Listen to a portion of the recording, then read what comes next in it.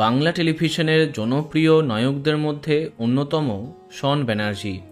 সদ্য শেষ হয়েছে তার অভিনীত জনপ্রিয় ধারাবাহিক রোশনাই।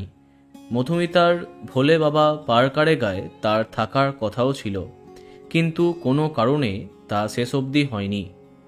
যাই হোক, বেশ কদিন ধরে শনকে নিয়ে একটি গুঞ্জন শোনা যাচ্ছিল।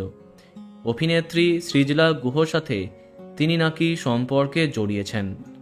মন ফাগুন চলার সময়ে প্রথমবার তাদের প্রেমের গুঞ্জন সামনে আসে।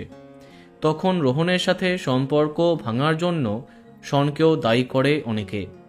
তখন সরাসরি না বলেছিলেন শন। সৃজলাও তার নতুন সম্পর্ককে সামনে আসতে দেননি। কিন্তু মন ফাগুন ধারাবাহিকটি শেষ হবার এতগুলি দিন বাদে মাঝে মাঝেই তাদের প্রেমের গুঞ্জন সামনে আসছিল।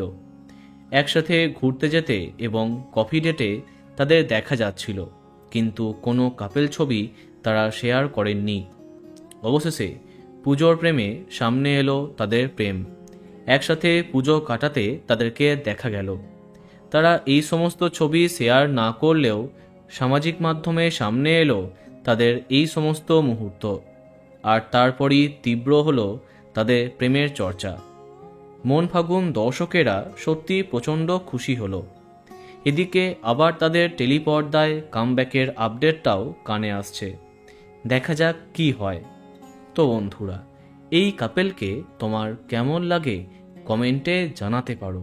এই রকমই আরও অনেক ভিডিও পেতে সাবস্ক্রাইব কারেন্ট বস। ধন্যবাদ।